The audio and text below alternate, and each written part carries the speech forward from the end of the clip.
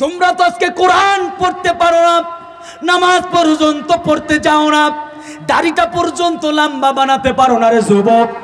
আর এই জালাবিব কোরআনকে ভালোবেসে, ইসলামকে ভালোবেসে, আমার নবীকে ভালোবেসে জমি বাড়ি গাড়ি সব কিছু ছেড়ে দিয়ে আল্লাহর নবীর দরবারে হাজির হলো। ওদিকে আল্লাহ নবীর একজন আনসারী সাহাবী ছিলেন।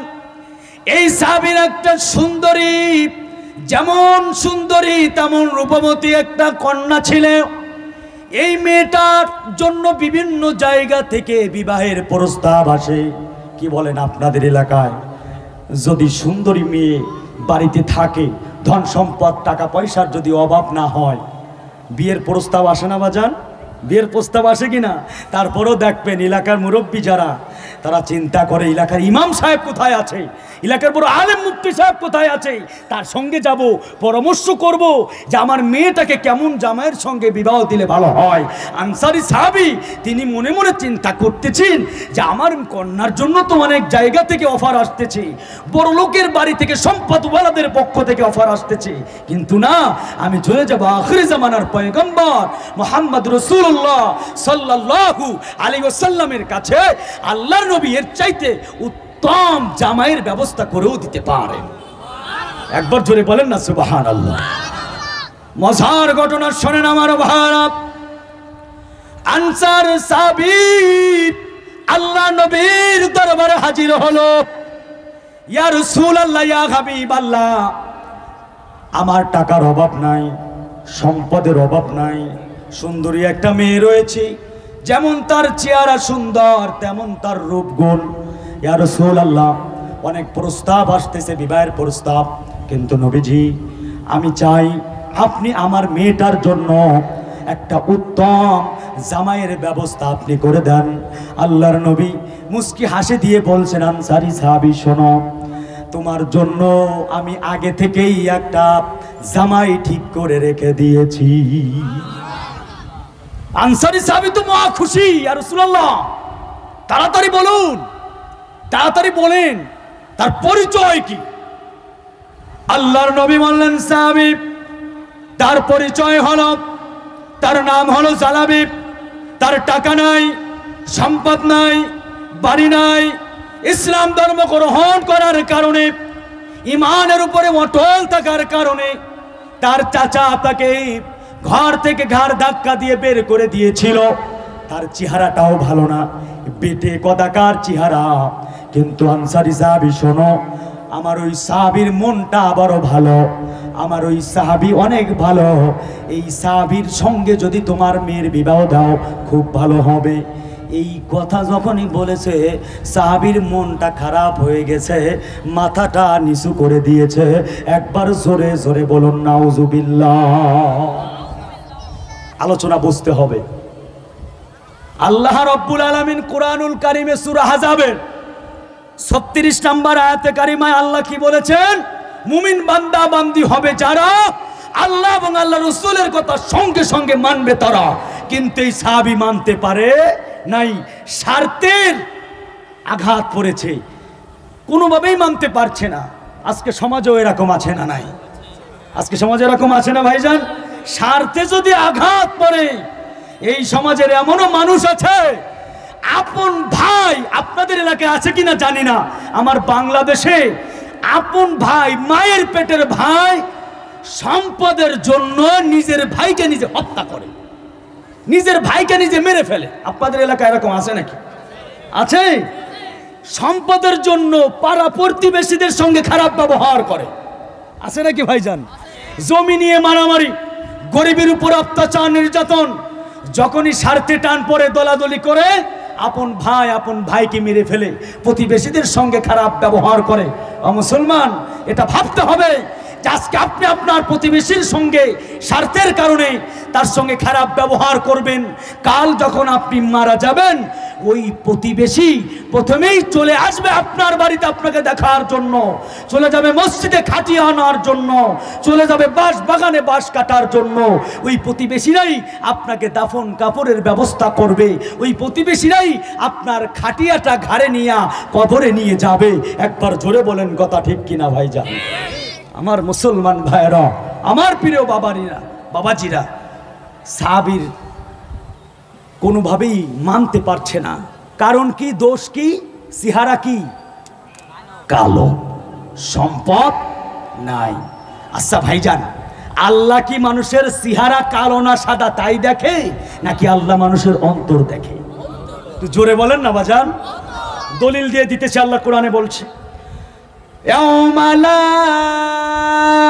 ইয়ানফাউ মালু ওয়ালা বানুন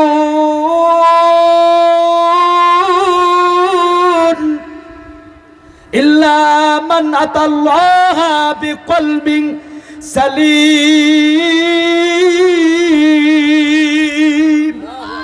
আর জোরে বলেন নারে তাকবীর। আমার ভাইরা, কাল কিয়ামতের আদালতে আমার আল্লাহ কার চেহারা কালো, কার চেহারা সুন্দর, কে খাটো, কে লম্বা, কে মেদিনীপুরের মানুষ, কে কলকাতার মানুষ, কে ইন্ডিয়ার মানুষ, কে বাংলাদেশের মানুষ, আমার আল্লাহ এটা দেখবে না। যুবক ভাইরা বলতে পারেন, হুজুর কি দেখবে? আল্লাহ দেখবে মানুষের অন্তর, মানুষের কলব।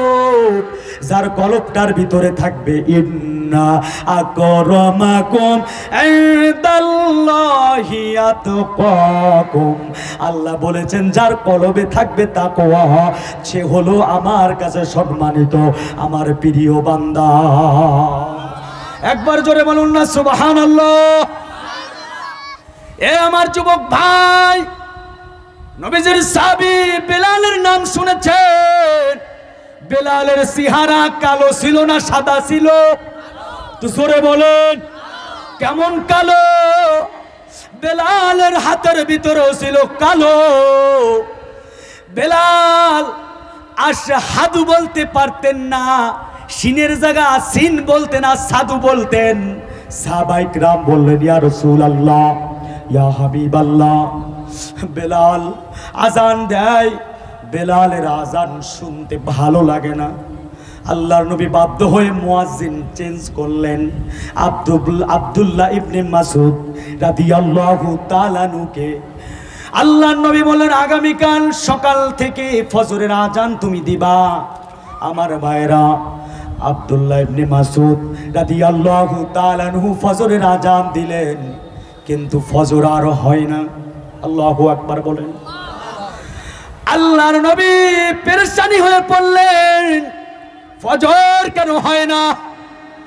আল্লাহ রাব্বুল আলামিন জিবরাইল আলাইহিস সালাতু ওয়াস সালামকে পাঠিয়ে দিলেন। জিবরাইল আলাইহিস সালাতু ওয়াস সালাম হাজির হয়ে গেল। জিবরাইল বলতেছেন, ইয়া রাসূলুল্লাহ, ইয়া হাবিবাল্লাহ, আজকে ফজরের আজানের আওয়াজ আল্লাহ রাব্বুল আলামিনের আরশে পৌঁছায় নাই। আল্লাহ, আজকে ফজরের আজানের আওয়াজ আরশে পৌঁছায় নাই। আমার নবী ডাক দিলেন, বেলাল, ও বেলাল, তুমি কই যাও? একবার গিয়ে আজান দাও। আল্লাহু আকবার বলে। এ আমার যুবক ভাই, আমার পর্দালের মা বোনেরা, বেলালের চেহারা ভালো ছিল না, বেলাল কালো ছিল। বেলালের নাকটা ফেটা ছিল, ঠোঁটটা মোটা ছিল। হাফসি বেলাল ফজরের আজান দিল, আজান দিতে দেরি হলো, ফজর হতে দেরি হলো না। এই জন্য আমার ভাইরা, অন্তরটা কালো হলে চলবে না। চেহারা কালো হয় হোক, অন্তরটা হবে বেলালের মতো সাদা। হারিসাদের দুনিয়া মানুষ পাওয়া বড় দায়, মানুষ দেখতে চলো এবার জাদু ঘরে যাই সবাই। হারিসাদের দুনিয়া মানুষ পাওয়া বড় দায়, মানুষ দেখতে চলো এবার জাদু ঘরে যাই সবাই। কথা বলেন ঠিক কিনা? চেহারাটা দেখতে ভালো, পোশাকটাও চমৎকার, অন্তরে তার কালি ভরা, মনটা বড় কদাকার। ঠিক কিনা বলো? আজকে সমাজে এমনও কিছু হাজী সাহেব আছে, হজ করে এসে আপন বোনের সম্পদ আত্মসাৎ করে আছে না নয়? এমন লিবাসদারি, তার লিবাসটা সুন্দর কিন্তু সুদের সাথে জড়িত, ঘুষের সাথে জড়িত। আপনাদের এলাকায় মনে হয় নাই? আছে। সিহারাটা দেখতে ভালো, পোশাকটাও চমৎকার, অন্তরে তার কালি ভরা, মনটা বড় কদাকার। ঠিক কিনা যুবক? এই মানুষের ভিড়ে আজি, এই মানুষের ভিড়ে আজি আসল মানুষ নাই রে নাই। মানুষ দেখতে চলো এবার জাদুঘরে যাই সবাই। আমার ভাইরা, আল্লাহর নবী বলতেছেন, ও আনসার সাহাবী, আমি যখন বললাম জালাবিবের চেহারা ভালো না, জালাবিবের টাকা নাই, জালাবিবের সম্পদ নাই, তুমি তখনই মনটা খারাপ করলা, মাথাটা নিচু করলা। শোনো, আমি নবী বলতেছি, আসমানের নিচে জমিনের উপরে জালাবিবের মতো এত সুন্দর, জালাবিবের মতো এত ভালো জামাই তোমার মেয়ের জন্য আর একটা তুমি পাবা না। সাহাবী কোনো কথায় মন মানে না। সাহাবী, আনসারী সাহাবী নাও বলতে পারে না, হাও বলতে পারে না। একটু বুদ্ধি খাটিয়ে বলতেছে, ইয়া রাসূলুল্লাহ, ইয়া হাবিবাল্লাহ, আমি তো একা সিদ্ধান্ত নিতে পারবো না। নবীজি, আপনি আমাকে আগামীকাল পর্যন্ত সময় দেন, আমি বাড়ি যেতে চাই। বাড়ি গিয়া আমার স্ত্রীর সঙ্গে একটু পরামর্শ করে আগামীকাল এসে আপনাকে জানাবো। একটু জোরে জোরে বলুন না নাউযুবিল্লাহ। আমার আলোচনার বিষয়কে আপনারা বুঝতেছেন বাজান? আল্লাহ বলেছেন যে মুমিন বান্দাবান্দি হবে যারা আল্লাহ এবং আল্লাহ রসুলের কথা সঙ্গে সঙ্গে মানবে তারা। এই আনসারী সাহাবী আল্লাহ রসুলের কথা সঙ্গে সঙ্গে মানতে পারছে ভাইজান? মানতে পারে নাই, চলে গেছে বাড়িতে। যুবক ভাইরা আমার, বাড়িতে যাওয়ার পরে স্ত্রীকে বলতেছে, ও স্ত্রী শোনো, আল্লাহর নবীর দরবারে গিয়েছিলাম, আল্লাহর নবী আমাদের মেয়ের জন্য একটা জামাই ঠিক করেছে। স্ত্রী তো মহা খুশি। স্বামী গো, তাড়াতাড়ি বলেন তার পরিচয় কি? এবার বলতেছে, শোনো তার পরিচয়। তার চেহারা ভালো না, কালো কদাকার বেটে, বাড়ি নাই, জমি নাই, সম্পদ নাই, নাম তার জালাবিব। এইবার স্ত্রী বলতেছে, স্বামী গো, আমি মরে যাব, কিন্তু এই রকম ছেলের সঙ্গে আমার মেয়ে বিয়ে দেব না। একটু জোরে জোরে বলুন না নাউযুবিল্লাহ। মেয়েদের রাগ কম না বেশি? একটু আসতে কয় নাসির ভাই, মেয়েদের রাগ কম না বেশি?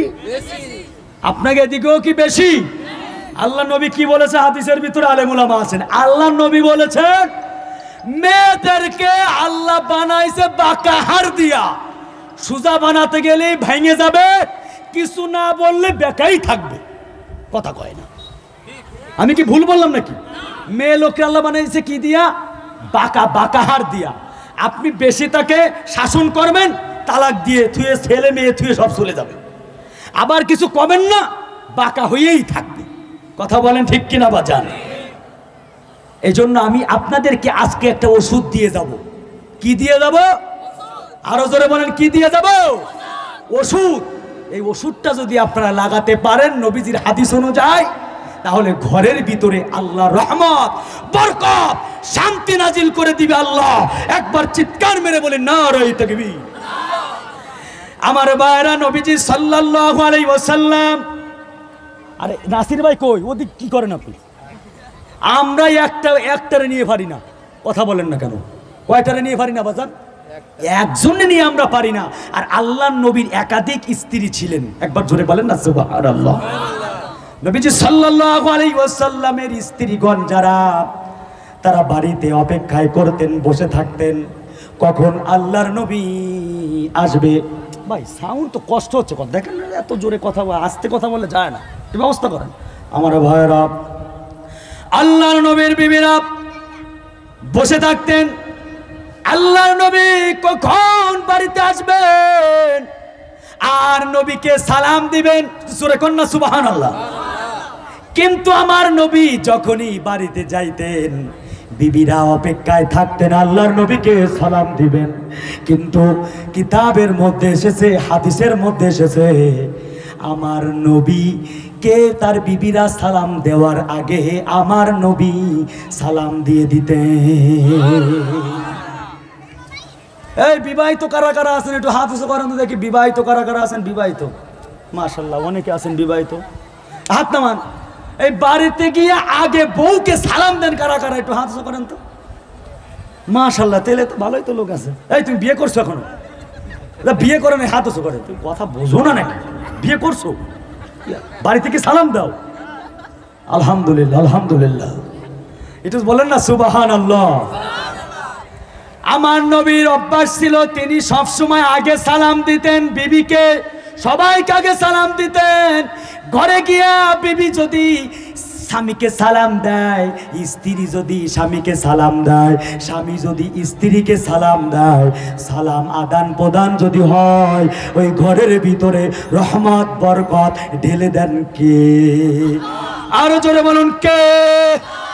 কিতাবের মধ্যে এসেছে আল্লাহর নবী মুহাম্মদুর রাসূলুল্লাহ সাল্লাল্লাহু আলাইহি ওয়াসাল্লাম একদিন বিকেল বেলায় সমস্ত স্ত্রীদেরকে নিয়ে বসে আছেন। আল্লাহর নবীর চারপাশে স্ত্রীরা বসে আছেন। একজন বলতেছে নবীজি এটা বুঝি নাই, আরেকজন বলতেছে নবীজি আপনি আবার বলেন, আরেকজন বলতেছে নবীজি না এটা হবে না, আরেকজন বলে না এটা হবে।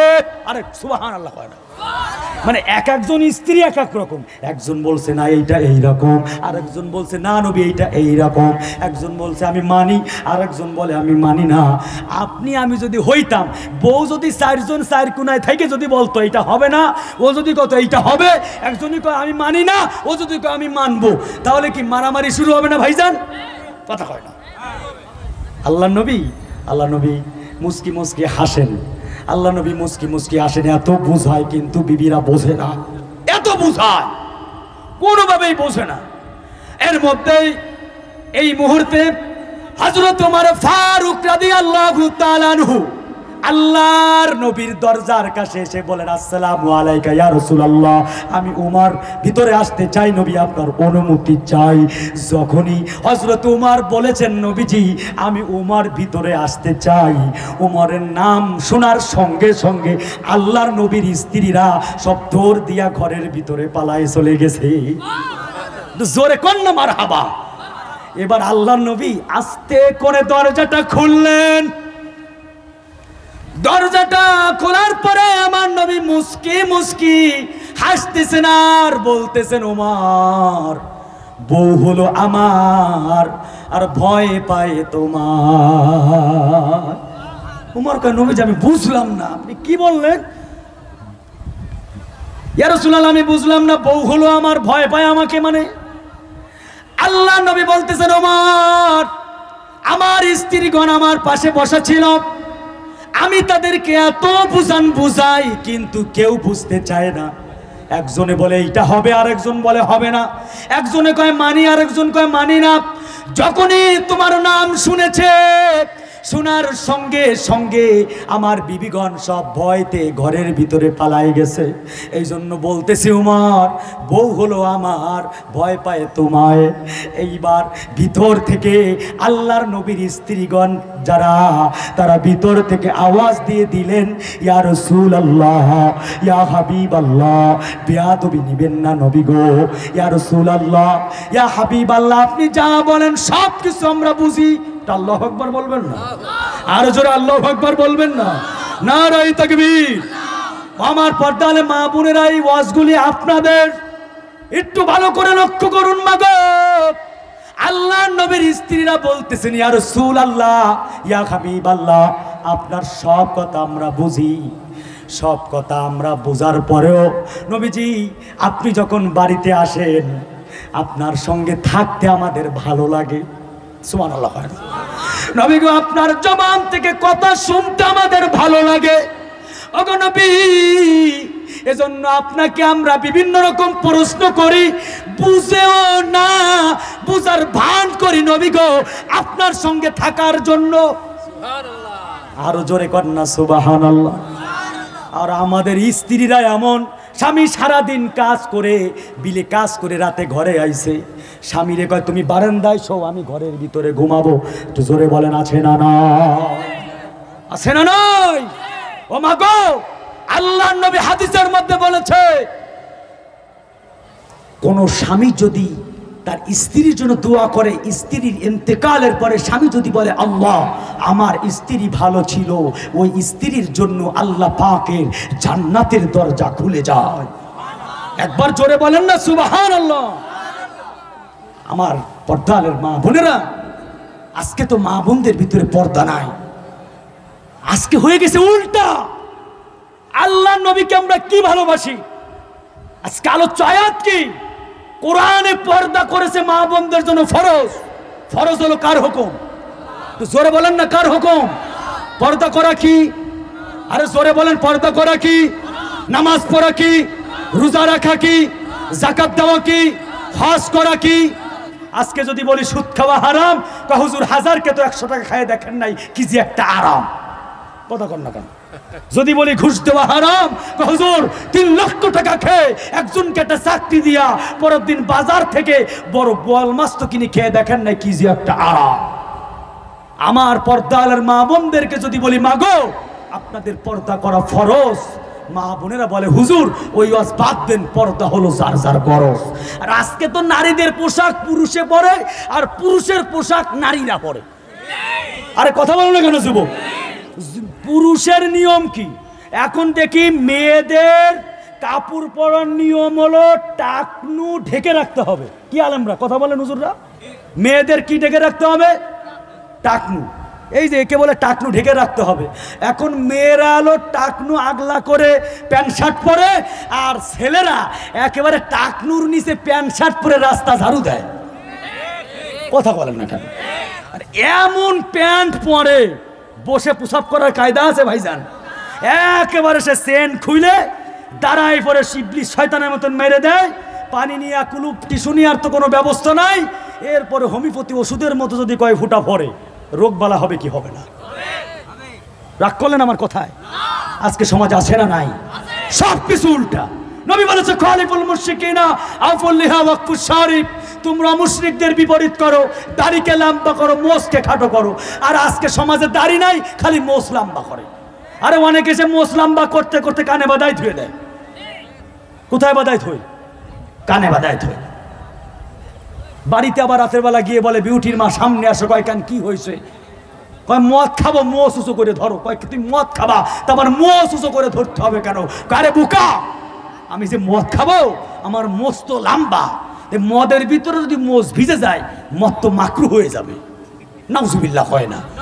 আমার আলোচ্য বিষয় হলো মাগো ও আমার মা, আপনারা হলেন আলেমের মা, আপনারা হলেন নবীদের মা, আপনারা হলেন আল্লাহর ওলিদের মা। আর যে মা ভালো হয়, মুজাহিদ আজম শাহ আলী থানভী রহমতুল্লাহ আলাইহি বলেন, যেই মা টাকনুর নিচে টাকনুর উপরে কাপড় পরে বেপরদাভাবে রাস্তায় ঘোরাফেরা করবে, তার পেটে কোনোদিন আল্লাহর ওলি জন্ম নিবে না, কোরআনের হাফেজ জন্ম নিবে না, কোনোদিন দ্বীনের রাহবার জন্ম নিবে না। কথা বলেন ঠিক কিনা? আজকে মা বোনদেরকে তো বুঝি বললে তারা খুশি হয় না, দাদি বললে তারা খুশি হয় না, নানি বললে তারা খুশি হয় না। আগের কালে দেখতাম আমার দাদির সঙ্গে আমি রাস্তায় হাঁটতে যেতে পারতাম না, পুরুষ মানুষ দেখলেই জঙ্গলের ভিতরে বসে পড়ত। আর এখনকার মা বোনেরা ফেস সার্জারি, লিপস্টিক সার্জারি, কুমকুম সার্জারি, ফেরান লাভলি সার্জারি, কত রকম যে ক্রিম বর্তমানে বাইর হয়েছে, কালা মাইয়া ধলা হয়ে যায়। কথা বলেন না কেন? এরপরে মুখে এমন ক্রিম মাখায় একেবারে দূর থেকে খেক শিয়ালের মতো দেখা যায়। রাস্তায় লারে লাপ্পা এটাই লট্টুগানি ফলসি মাছের বুগানি করে বেড়ায়। ভাইজান, ধর্ষণ বন্ধ হবে না যতদিন দর্শন বন্ধ না হবে। ওয়াজ বুঝতে হবে, দর্শন মানে কি বাজান? দেখা। পর্দা করা দরকার আছে না নাই? আপনাদের মেদিনীপুরের এলাকার মানুষ খুব ভালো। এই গ্রামের নাম কি? কি নাম ভাই? কি? খড়িকা। খড়িকা এলাকায় কি বিউটি পার্লার নাই? আছে নাকি? এই যে বৃষ্টি হয় না, এখানে আলেম ওলামা আছেন, বৃষ্টি না হওয়ার আল্লাহর গজব জমিনের ভিতরে, যহারাল ফাসাদু ফিল বাররি ওয়াল বাহরি বিমা কাসাবাত আইদিন নাস, এটা আল্লাহর পক্ষ থেকে নয়, মানুষের হাতের কামাই, মানুষের কর্মের ফল। বৃষ্টি বন্ধ হয়ে যাওয়ার মধ্যে একটা কারণ হলো আজকে পুরুষেরা ঘরে, মহিলারা বাহিরে বের হয়ে গেছে। বাজারে গেলে, মার্কেটে গেলে, শোরুমে গেলে সব জায়গায় নারীরা, সব জায়গায় বেপরদা, সব জায়গায় জিনা বেবিচারী বের হয়ে গেছে। কথা বলেন ঠিক কিনা বাজার? আলোচ্য বিষয় হলো আনসারী সাহাবীর স্ত্রী রাগে ফায়ার। আলোচনা মনে আছে? রাগে ফায়ার, জীবন চলে যাবে কিন্তু ওই রকম কালো ছেলের সঙ্গে আমার মেয়ের বিবাহ দিতে রাজি না। এই আলোচনা হচ্ছে। ওদিকে আল্লাহর নবীর সাহাবী হযরতে জালাবী আল্লাহর নবীর দরবারে হাজির হলো। ইয়া রাসূলুল্লাহ, ইয়া হাবিবাল্লাহ, নবী গো, আমি আপনার দরবারে এসেছি। আল্লাহর নবী বলছেন, জালাবী, আমার অমুক আনসারী সাহাবী, বড়লোক সাহাবী, তুমি তার বাড়িতে এখনই চলে যাও, গিয়ে আমি নবীর কথা বলো যে আমি নবী পাঠিয়েছি, তার মেয়ের হবু জামাই করে আমি নবী তোমাকে তার বাড়ি পাঠাইছি। তো জোরে বলেন না সুবহানাল্লাহ। জালাবী তো মহা খুশি, এক দৌড় দিয়ে আনসারী সাহাবীর বাড়ির সামনে হাজির। গেটের মানে দরজার কাছে গিয়া ঠক ঠক ঠক টোকা দেয় না, জোরে জোরে নক করছে। ঠক ঠক করে আওয়াজ দিলে ভিতর থেকে তো গন্ডগোল, স্বামীর স্ত্রী কিন্তু গন্ডগোল বেঁধেছে। আনসারী সাহাবী চিন্তা করছে কে আবার আসলো এখন। আস্তে করে দরজাটা খুললো আমার ভাইরা। দরজাটা খোলার পরে তাকিয়ে দেখে একজন যুবক, চেহারা ভালো না, কালো, পেটে কদাকার, সিরা ময়লা একটা জামা পরে দাঁড়িয়ে আছে। এবার ওই আনসারী সাহাবী বলতেছে, ফকির শোনো, আমার বাড়ি থেকে কোনোদিন কোনো ফকির আজ পর্যন্ত খালি হাতে ফিরে যায় নাই। ও ফকির শোনো, ফ্যামিলিতে একটু ঝামেলা হচ্ছে, তুমি আজকে চলে যাও, আজকে আমি ভিক্ষা দিতে পারবো না, তুমি আগামীকাল আসবা, আমি 2 দিনের ভিক্ষা 1 দিনে দিয়ে দেব। জালাবী কেঁদে দিলেন আর বললেন, আনসারী সাহাবী, আপনি মনে করেছেন আমি ফকির, আপনি মনে করেছেন আমি ভিক্ষা করার জন্য এসেছি। না না, আমি ফকির না, আমি ভিক্ষুক নই। ও আনসার সাহাবী শোনেন, আমি ইসলাম ধর্ম গ্রহণ করার কারণে আমার মা নাই, বাবা নাই, চাচা আমাকে ঘাড় ধাক্কা দিয়ে বের করে দিয়েছিল, আমার গায়ের জামাটা পর্যন্ত খুলে রেখে দিয়েছিল। আমার নাম হলো জালাবী, আমি আল্লাহর নবীর একজন সাহাবী। আল্লাহর নবী আপনার হবু জামাই বানায়া আমাকে আপনার বাড়িতে পাঠাইছে। জোরে বলেন না সুবহানাল্লাহ। কষ্ট হচ্ছে বাজান? আপনাদের কষ্ট হচ্ছে? এবার জালাবী এই কথা বলার পরে আনসারী সাহাবী বলতেছে, তোমার কারণেই যত গন্ডগোল, তোমার কারণেই আমার স্বামী, তোমার কারণেই আমার স্ত্রীর সঙ্গে অলরেডি গন্ডগোল শুরু হয়েছে, যাও তুমি দূর হও। এই বলে দরজাটা জোরে এরকম আটকায় দিয়েছে। ঘরের ভিতরে গিয়ে বলতেছে, বিবি শোনো, ওই কালো কদাকার, ধন সম্পদ কিছু নাই, ওই কালো কদাকার আল্লাহ নবীর সাহাবী বাড়ি পর্যন্ত চলে এসেছে, না আর দেরি করা যাবে না, চলো আমরা আল্লাহর নবীর দরবারে যাব। আল্লাহর নবীর দরবারে গিয়া আমরা বলে দিব আমরা এই বিবাহে রাজি না। একবার জোরে জোরে বলুন না নাউজুবিল্লাহ। আমার ভাইয়েরা, এই নিয়াত করে আনসারী সাহাবী তার স্ত্রীকে নিয়ে যখনই রওনা হবে, ঘর থেকে যখনই বের হবে, ভিতর থেকে এবার তার ওই মেয়েটা বলতেছে, আব্বাজি, ও আম্মাজি, ও আব্বা জান, আম্মা জান, আপনারা যাবেন পরে, আগে আমার কিছু কথা শুনে নেন। আমি কিছু কথা বলতে চাই। এবার মা বলতেছে, মা তোর কোনো টেনশন নাই, ওই ছেলের সঙ্গে তোর বিবাহ কোনোভাবেই দেব না। মেয়েটা বলতেছে, মা গো আমার কথা তো আগে শোনো। ও বাবা, ও মা, তোমরা কি আল্লাহর কোরআনের সূরা আহজাবের 36 নম্বর আয়াতে কারিমাকে তোমরা পড়ো নাই? আল্লাহু আকবার বলেন। মা বাবা, তোমরা কি আল্লাহ পাকের কালামের সূরা আহজাবের 36 নম্বর আয়াতে কারিমাকে পড়ো নাই? এটা বলতেছে, ওয়ামা কানা লিল মুমিনি ওয়ালা মুমিনাতিন ইদা কাদাল্লাহু ওয়া রাসূলুহু আমরান আইয়াকুনা লাহুমুল খিয়ারাতু মিন আমরিহিম। ও মা, আব্বা, মুমিন বান্দা বান্দি হবে যারা আল্লাহ এবং আল্লাহর রাসূলের কথা সঙ্গে সঙ্গে মানবে তারা। আমার জন্য তো ঘটকালি দুনিয়ার কোনো প্রধানমন্ত্রী করে নাই, আমার বিয়ের ঘটকালি তো কোনো রাষ্ট্রপতি করে নাই, আমার বিয়ের ঘটকালি তো কোনো দানবীর করে নাই, কোনো নায়ক নায়িকা করে নাই। আমার বিয়ের ঘটকালি করেছে আখিরি জামানার পয়গম্বর মুহাম্মদুর রাসূলুল্লাহ। একবার জোরে সরে বলুন না সাল্লাল্লাহু আলাইহি ওয়াসাল্লাম। ও মা, ও বাবা, শোনো, তোমরা ওই ছেলেকে পছন্দ করতে পারো আর না পারো, ওই ছেলের বাড়ি থাকুক আর না থাকুক, চেহারা থাকুক আর না থাকুক, আল্লাহর নবী আমার জন্য ঘটকালি করেছে, আমি এই ছেলেকে বিবাহ করতে রাজি। একবার জোরে সরে বলুন না সুবহানাল্লাহ। এখনকার জামানায় কি এরকম মাইয়ে পাওয়া যায়? আরে কথা কয় না, পাওয়া যায়? এখনকার জামানায় পাওয়া যায়? আমার মা বোনেরা, শিক্ষা নাও। আমার কলিজার যুবক মায়েরা, মেয়ের মা বলতেছে, তুমি যখন রাজি মা, আমিও রাজি হয়ে গেলাম। সুবহানাল্লাহ বলেন। আনসারী সাহাবী বলতেছে, আমি আগেই রাজি ছিলাম, কিন্তু তোমাদের ভয়ে আমি রাজি না, এই কথা বলেছি।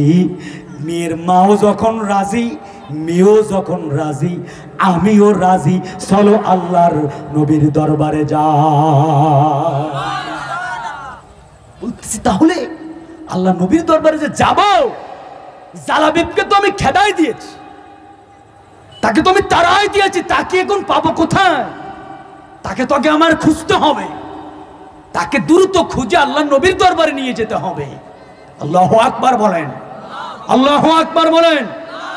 জালাবিব, আমার ভাইরা, আনসারী সাহাবী আস্তে করে যখন দরজাটা খুলল, দরজাটা খুলে দেখতেছে দরজার পাশে আল্লাহর নবীর সাহাবী জালাবিব চুপ করে বসে আছে।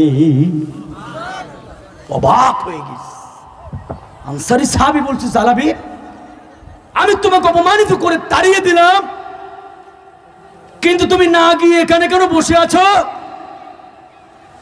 জালাবিব বলতেছে, আনসারী সাহাবী, জান্নাত দেখি নাই, আমার নবীর কথার উপরে বিশ্বাস করে জান্নাতে যাওয়ার আশা করি। একবার জোরে বলেন আল্লাহু আকবার। জাহান্নাম দেখি নাই, আমার নবীর কথা শুনে জাহান্নামকে ভয় করি। আল্লাহকে দেখি নাই, আমার নবীর কথা শুনে আল্লাহকে বিশ্বাস করেছি। আমার নবীর জবানে কোরআন শুনে কালেমা পড়েছি। ঘর বাড়ি সব ছেড়ে দিয়া সিরাজামা পড়ে নবীর সাক্ষাতের জন্য মক্কা থেকে মদিনায় এসেছি। ওই নবী আমাকে বলেছে, জালাবিব, আনসারী সাহাবীর মেয়ের, তোমার আনসারী সাহাবীর মেয়ের জন্য তোমাকে আমি হবু জামাই বানায় পাঠালাম। আমার নবী বলেছে, আমার নবীর কথা আমি 100% বিশ্বাস করি। নারায়ে তাকবীর, নারায়ে তাকবীর। আল কোরআনের আলো, কোরআন সুন্নাহর আলো। তাহলে কোরআনের মধ্যে যা আছে মিথ্যা না সত্য? আর জোরে বলেন। আমার ভাইরা 1400 বছর আগে, 1500 বছর আগে আল্লাহ যে কোরআন নবীর উপরে নাজিল করেছে, ওই কোরআনের একটা আয়াত, একটা হরফ, একটা জের জবর, নুক্তাও কি এখনো পর্যন্ত পরিবর্তন হয়েছে? তাহলে কোরআনের যে আইন আছে আমরা কি দেরি করে মানবো না সঙ্গে সঙ্গে মানবো? আল্লাহ নবীর যে আদর্শ আছে দেরি করে মানবো না সঙ্গে সঙ্গে মানবো? জোরে বলেন। কেউ যদি কোরআন নিয়ে কথা বলে, কেউ যদি আমার নবীর চরিত্র নিয়ে কথা বলে, প্রতিবাদ করতে রাজি আছেন? আছেন? ইন্ডিয়ার মানুষ প্রতিবাদ করে, কিন্তু নাসির ভাই দুঃখ লাগে আমার বাংলাদেশের মুসলমান প্রতিবাদ করে না। আমার বাংলাদেশে 97% মুসলমান, যে দেশের মসজিদের মুয়াজ্জিন আজান না দিলে ও জাতির ঘুম ভাঙে না, যে দেশের মসজিদের মুয়াজ্জিন আজান দিলে ও জাতির ঘুম ভেঙে যায়, যে দেশের মসজিদের মুয়াজ্জিন আজান দিলে মা বোনেরা মাথায় কাপড় দিয়ে সম্মান প্রদর্শন করে, যে দেশের চারণভূমিতে ঘুমিয়ে আছে শাহজালাল, যে দেশের চারণভূমিতে ঘুমিয়ে আছে খানজাহান, যে দেশের চারণভূমিতে ঘুমিয়ে আছে শহীদ তিতুমিরের মতো অসংখ্য পীর আউলিয়া, সেই বাংলার ভূখণ্ডে বিপ্লব চন্দ্র শুভ নামক মুশরিক, আসাদ নূর নামক মুশরিক আমার নবীকে লুচ্চা নবী বলে গালি দিয়েছে। কথা বলেন ঠিক কিনা মুসলমান? বিশ্বাস না করেন মোবাইলে দেখবেন, আসাদ নূর নামক এই নাস্তিক ভিডিওর ভিতরে এসে আমার নবীকে বলছে নবী নাকি লুচ্চা নবী। নাউজুবিল্লাহ বলবেন না? আমার কি মনে হয় জানেন, মেদিনীপুরে যদি এইরকম কেউ বলতো আপনাকে ওকে বাঁচায় রাখতেন? আরে কথা বলে না, বাঁচায় রাখতেন? নবীজির সাহাবী সিদ্দিক আকবর আবু বকর সিদ্দিক রাদিয়াল্লাহু তাআলা আনহু এই পৃথিবীতে এখন বেঁচে নাই। ন্যায় বিচারের মুক্তপথী বিশ্ব নবীর বিশ্বস্ত সাহাবী ওমর বিন খাত্তাব বেঁচে নাই, খালিদ বিন ওয়ালিদ রাদিয়াল্লাহু তাআলা আনহু বেঁচে নাই, খাব্বাব বেঁচে নাই, কুবাইব বেঁচে নাই। আল্লাহর কসম তাদের উত্তরসূরিরা এই মেদিনীপুর থেকে বিদায় নেয় নাই। কথা বলেন ঠিক কি ঠিক না? যদি আমার নবীর চরিত্রের উপরে আঘাত করার চেষ্টা করা হয়, এ দেখে যত সময় প্রাণ আছে, দেহে যত সময় রক্ত আছে, প্রয়োজনে সমস্ত রক্ত উৎসর্গ করে দিব। নবীর ইজ্জতে ফুলের টুকাও লাগতে দিব না। কারা কারা হাত উঁচু করে তাকবীর দিয়ে দেখান। নারায়ে তাকবীর। আল কোরআনের আলো, কোরআন সুন্নাহর আলো। আর তো জোরে বলেন না, আপনাদের তো আওয়াজই নাই গলার ভিতরে, তো জোরে আওয়াজ দিয়ে বলুন না, আজকের মাহফিল সফল হোক, সফল হোক, সফল হোক, সফল হোক। আজকের মাহফিল স্লোগান দিয়ে আমরা ভুলে গিয়েছি। নারায়ে তাকবীর। আমার মুসলমান ভাইরা লক্ষ্য করেন, বিশ্বাস আমরা বিশ্বাস করি কি করি না? করি, করি। তাহলে আমার নবী যেভাবে নামাজ পড়েছে, আমার নবী যেভাবে কালেমার উপরে অটল থেকেছে, আমার নবী কালেমার উপরে অটল থাকার কারণে মার খেয়েছে, সাহাবায়ে কেরাম জীবন দিয়েছে, কাউকে পঙ্গু করে দেওয়া হয়েছে, কাউকে উত্তপ্ত বালুর উপরে উত্তপ্ত সূর্যের আলোতে শোয়ায় রাখা হয়েছে। তারপরেও আমার নবী তার দাওয়াতের ভূমিকা থেকে এক পা পিছপা হয় নাই। সাহাবায়ে কেরাম দাওয়াতের ভূমিকা থেকে এক পা পিছপা হয় নাই, রক্ত দিয়েছে, শহীদ হয়েছে, ফাঁসির মঞ্চে ঝুলেছে, শুলে চড়েছে, গরম তেলের ভিতরে জিন্দা ফেলে দেওয়া হয়েছে। তারপরেও তারা আল্লাহকে ভুলে যায় নাই। ও মুসলমান, যতদিন বেঁচে থাকবো ইমানের উপরে কারা কারা থাকতে রাজি? দুটি হাত উঁচু করে আল্লাহকে দেখান, লিল্লাহি তাকবীর, লিল্লাহি তাকবীর। নারায়ে তাকবীর, আল্লাহু আকবার, নারায়ে তাকবীর, আল্লাহু আকবার।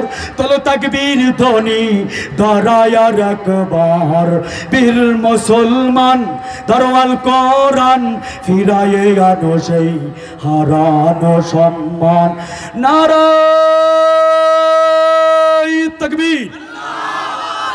যে আওয়াজ শুনে ওরে মুসলমান ভয়ে কাঁপিত কাফের বেঈমান সত্যের সেই তলোয়ার নাও না তুলে আরেকবার সত্যের সেই তলোয়ার নাও না তুলে আরেকবার পাক দুনিয়া ভেঙে কররে চুরমার বীর মুসলমান তরওয়াল কোরআন ফিরায়ে আনো সেই হারানো সম্মান জিকির করি লা ইলাহা পানি দেন ইল্লাল্লাহ জোরে লা ইলাহা ইল্লাল্লাহ লা ইলাহা ইল্লাল্লাহ লা ইলাহা ইল্লাল্লাহ দিন থাকিতে বান্দ বেলা কাজে লাগবে সন্ধ্যা বেলা দিন থাকিতে বান্দ বেলা কাজে লাগবে সন্ধ্যা বেলা অন্ধকার অন্ধকার গহীন কবরে থাকিবে তুমি একেলা জোরে লা ইলাহা আরো জোরে লা ইলাহা ইল্লাল্লাহ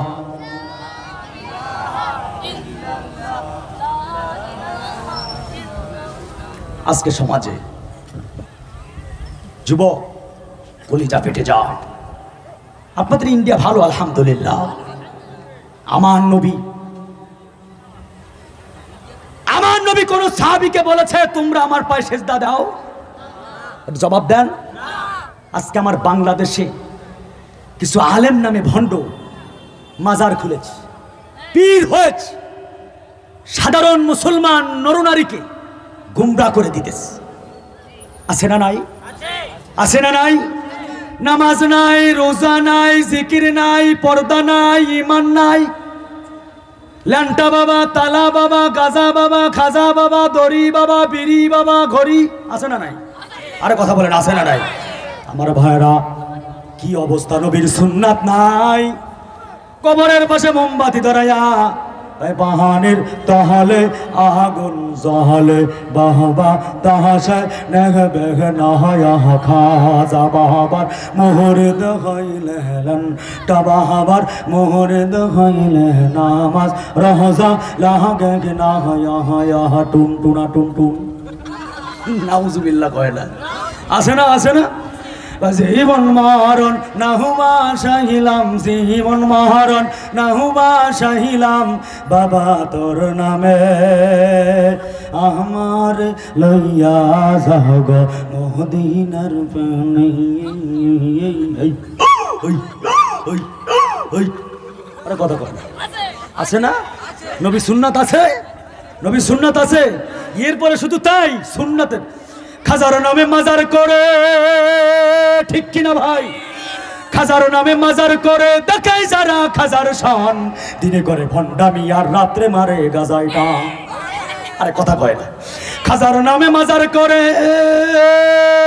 আপনাকে এদিকে আসে না নাই আসে না নাই দাড়ি টুপি নাই গো তাহার আছে শুধু চুল দাড়ি টুপি নাই গো তাহার আছে শুধু চুল সুন্নাতের খবর নাই সে আশিকে রাসূল দিনে রাতে সারা বেলা করে শুধু মদের মেলা আরে ঠিক কি না দিনে রাতে সারা বেলা খাই শুধু গাজার মেলা আমল সব ধ্বংস হবে আমল সব ধ্বংস হবে থাকবে না তাদের ঈমান দিনে করে ভণ্ডামি আর রাত্রে মারে গাজায় টান খাজার নামে মাজার করে দেখায় যারা খাজার শান দিনে করে ভণ্ডামি আর রাত্রে মারে গাজায় টান নামাজ রোজা নাই কো তাহার পর্দা সে তো নাই মুরিদেরা সেজদা করে ভণ্ড পীরের পায় মুসলমান জোরে বলো ঠিক কিনা নামাজ রোজা নাই কো তাহার পর্দা সে তো নাই মুরিদেরা সেজদা করে ভণ্ড পীরের পায় দিনে রাতে সারা বেলা করে শুধু গাজার মেলা দিনে রাতে সারা বেলা করে শুধু মদের মেলা আমল সব ধ্বংস হবে থাকবে না তাদের ঈমান দিনে করে ভণ্ডামি আর রাত্রে মারে গাজায় টান ও যুবক শোনো, ভণ্ড পীরের পায়ে সেজদা দিয়া, ভণ্ড পীরের পা ধোয়া পড়ি, গোসল করা পানি খেয়া আল্লাহর নবীর সুপারিশ কাল কিয়ামতের আদালতে পাওয়া যাবে না, যাবে না, যাবে না। কথা বলেন ঠিক কিনা? আরো জোরে বলো ঠিক কিনা মুসলমান?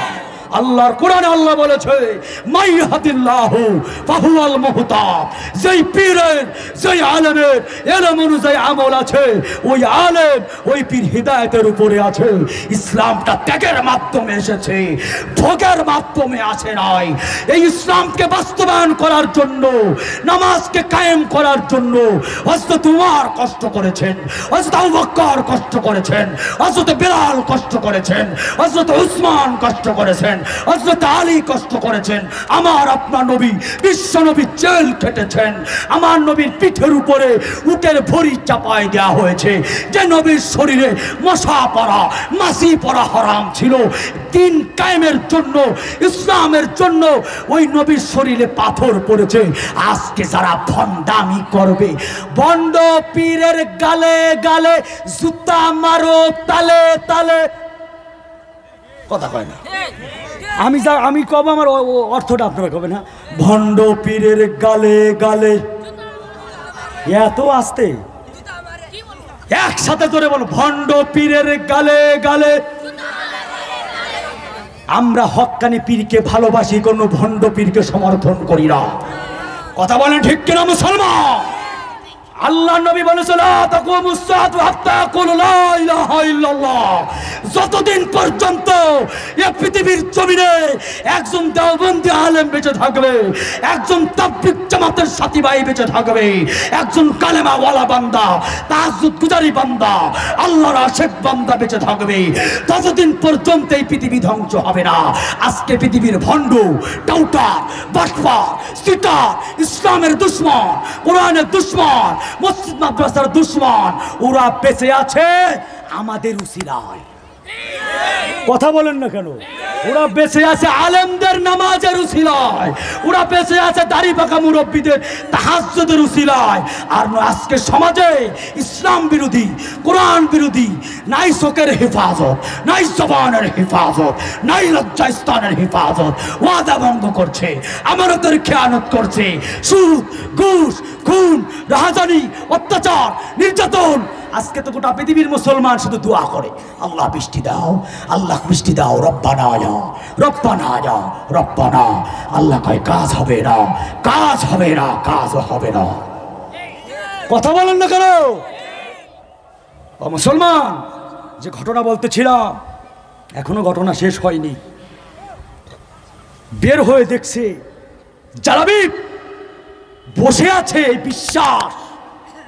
আল্লাহ নবী বলেছে, এখানে কত বড় কথা, এইটুক যদি আমলে নিতে পারেন, আল্লাহর ওলি হয়ে কবরে যেতে পারবেন। একবার জোরে বলেন না সুবহানাল্লাহ।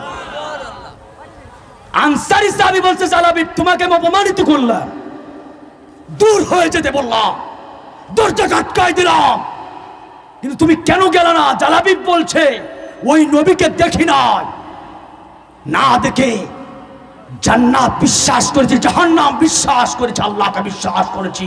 ওই নবী বলেছে, আপনার কন্যার সাথে আমার বিবাহ হবে, আমাকে হবু জামাই বানাইয়া আখিরি জামানার পয়গম্বর পাঠাইছে, আমার বিশ্বাস আছে আপনার কন্যার সাথে আমার বিয়ে হবে। এই বিশ্বাসটাই হলো ঈমান। কথা বলেন ভাইজান? খালি জবানে দাবি করলেই হবে না আমি মুসলমান, জবানে দাবি করলে হবে না আমি ইমানদার, জবানে দাবি করলে হবে না আমি হাজী সাহেব, জবানে দাবি করলেই হবে না আমি আল্লাহর ওলি। আল্লাহর কোরআনে কি বলেছে? হাসিবান নাস আইয়ুতরাকু আইয়াকুলু আমান্না হুম লা ইফতানুন। জবানে শুধু ইমানদার দাবি করলে ইমানদার হওয়া যাবে না, জবানে শুধু মুসলমান দাবি করলেই মুসলমান হওয়া যাবে না, জবানে শুধু আল্লাহর আশিক দাবি করলেই আল্লাহর আশিক হওয়া যাবে না। যদি আল্লাহর আশিক হতে হয়, আল্লাহর প্রিয় বান্দা যদি হতে হয়, আল্লাহর পক্ষ থেকে কঠিন পরীক্ষা দেওয়া লাগবে, যেই রকম পরীক্ষা দিয়েছেন জালাবি। একবার জোরে বলেন না মারহাবা, আরো জোরে বলেন না মারহাবা। আমার ভাইরা, আনসারী সাহাবী বলছে, জালাবি বুকের মধ্যে জড়িয়ে বলছে, জালাবি তুমি আমাকে ক্ষমা করে দাও, তোমার মতো দিলওয়ালা তাকওয়ালা সাহাবী আমি আমার জীবনে কোনোদিন দেখি নাই। আমিও রাজি, আমার মেয়েও রাজি, তোমার শাশুড়ি মাও রাজি। যাও তুমি মহরণার টাকা নিয়ে আসো। সুবহানাল্লাহ কোন কি নিয়ে আসো? মোহরানা। আমরা কি মোহরানা ঠিক মতন দিছি ভাইজান? হ্যাঁ, সবাই কি দিছি ঠিক মতো? বাংলাদেশের ঘটনা, জানাজা নামাজ পড়তে দাঁড়ালে যদি কোনো স্বামী মারা যায়, ভাইজান 2 মিনিট সময় দেন, তার স্ত্রীর কাছে একটু যাই। কেন? কয় যে একটু বলে আসি যে সে তার স্বামীকে মোহরানার টাকা ক্ষমা করে দিছে কিনা। এখন আপনি বোঝেন, কারো স্বামী যদি মারা যায়, তার কাছে যদি জিজ্ঞাসা করা হয় যে আপনি আপনার স্বামীকে কি ক্ষমা করবেন, সে কি ওই সময় ক্ষমা করবে? ক্ষমা করেই দেয়। শোনো, মেয়েটা ক্ষমা করতে পারে, তোমার স্ত্রী তোমাকে ক্ষমা করে দিতে পারে, আল্লাহ তোমাকে ক্ষমা করবে না। কথা কয় না? মোহরানা টাকার দেওয়ার সময় আমরা রাজি হই না, যৌতুক নেওয়ার সময় যুবক এক পায়ে খাড়া। কথা কয় না? যৌতুক যারা জীবনে নিয়েছো, কিস্তি আকারে প্রয়োজনে ফিরিয়ে দিবা, দেন মোহরের টাকা দিয়ে বিয়ে করবা। রাজি আছো তো ইনশাআল্লাহ ভাই? যৌতুক নেওয়া যাবে? এদিকে আছে যৌতুক প্রথা আছে নাকি? আছে না? ওরে বাবা, আল্লাহ রহম করুন, সকলে বলি আমিন। আমার ভাইরা জালাবি আল্লাহর নবীর দরবারে হাজির হলো। যুবক, দিলটা কানটা খাড়া করেন, দিলের কান দিয়া শোনরে যুবক। জালাবিব গরিব, দিন মোহর দেওয়ার মতো টাকা জালাবিবের কাছে নাই। আল্লাহর নবীর দরবারে হাজির হলো। নবীজি, দেন মোহরের টাকার প্রয়োজন, কোথায় পাবো? নবী, আমার তো কাছে কোনো সম্পদ নাই। আল্লাহর নবী বলতেছেন, ও জালাবিব, তোমাকে দেন মোহর দেওয়ার মতো টাকা আমি কোথা থেকে দেব? আমি নবী 3 দিন ধরে না খেয়ে আছি। তুমি যাও, আমার জামাই হযরত উসমানের কাছে যাও, উসমান তোমাকে সাহায্য করবে। সুবহানাল্লাহ। উসমান ছিলেন আল্লাহর নবীর একজন বড় দানবীর সাহাবী। জালাবিব চলে গেলেন, উসমানের কাছে গিয়ে বললেন, ভাই উসমান, দেনমোহরের টাকা নাই, বিবাহ করব, আপনি আমাকে কিছু দেনমোহর দেওয়ার জন্য টাকা দেন। হযরত উসমান রাদিয়াল্লাহু তাআলা আনহু তাকে অনেকগুলি স্বর্ণ মুদ্রা দিলেন। সুবহানাল্লাহ বলেন। বিবাহের আয়োজন শুরু হয়ে গেল। জালাবিব মদিনার মার্কেটে চলে গেছে। আমার পদ্মার মা বোনেরা, আমার যুবকেরা, জালাবিব চলে গেছে মদিনার মার্কেটে বিবাহের সরঞ্জাম কেনার জন্য, পাগড়ি কেনার জন্য, শেরওয়ানি কেনার জন্য, কাপড় চোপড় কিনলো। কাপড় চোপড় কিনতেছে, কিছুটা কেনা হয়েছে। কানের ভিতরে আওয়াজ আসতে লাগলো, মদিনার অলিতে গলিতে কে যেন বলছে, জিহাদ জিহাদ জিহাদ ফি সাবিলিল্লাহ। ও যুবক, কে কোথায় আছো? নবীর পক্ষ থেকে অর্ডার এসেছে, জিহাদের ময়দানে ঝাঁপায় পড়ো। জোরে বলেন না সুবহানাল্লাহ। জিহাদের ময়দানে ঝাঁপায় পড়ো। এ আমার যুবক ভাইরা, আপনি আমিও যদি হতাম তাহলে মনে করতাম, আরে বিবাহ অনুষ্ঠান, নতুন বউ থুইয়া কেন জিহাদের ময়দানে যাব? আমার ভাইরা, হযরতে জালাবিব আল্লাহকে ডাক দিয়ে বলছে, আল্লাহ, আমার বিবাহের জন্য কাপড় চোপড় কিনতেছিলাম, কিন্তু আমার নবীর পক্ষ থেকে অর্ডার এসেছে জিহাদের ময়দানে যেতে হবে। আমার এখন বিবাহের চাইতে জিহাদের ময়দানে ঝাঁপাই পড়া আমার সবচাইতে বড় ফরজ। একবার চিৎকার মেরে বলুন, নারায়ে তাকবীর। জালাবিব সব কাপড় চোপড় গুলি ফেরত দিয়া লম্বা একটা তরবারি কিনলো। লম্বা একটা তরবারি কিনে নিয়া যুদ্ধের ময়দানে হাজির হলো। যুদ্ধের ময়দানে যুদ্ধ শুরু করলো। ও মুসলমান ভাইরা আমার, যুদ্ধে মুসলমানের বিজয় হলো, মুসলমানের যুদ্ধে জয় হলো। সাহাবায়ে কেরাম খোঁজে জালাবিব কই, জালাবিব কই, জালাবিব কই, জালাবিব যুদ্ধের ময়দানে যুদ্ধ করার জন্য এসেছিল। ওদিকে জালাবির বিবাহের অনুষ্ঠানের কার্যক্রম চলছে। সাহাবায়ে কেরাম এবার খুঁজতেছে, কোথাও জালাবিবকে খুঁজে পাওয়া যায় না। হঠাৎ করে সাহাবায়ে কেরামের চোখে পড়ল দূরে একটা কালেমার পতাকা কে যেন উড়ায় রেখেছে। আল্লাহু আকবার। এ যুবক আরো জোরে বলুন আল্লাহু আকবার। হুজুর এসেছেন আমি খেয়াল করি নাই। নারায়ে তাকবীর, নারায়ে তাকবীর। আব্দুল্লাহ সালেম হুজুরের আগমন, আব্দুল্লাহ সালেম হুজুরের আগমন। এলাকাবাসীর পক্ষ থেকে লাল গোলাপ শুভেচ্ছা। আজকের মাহফিল নারায়ে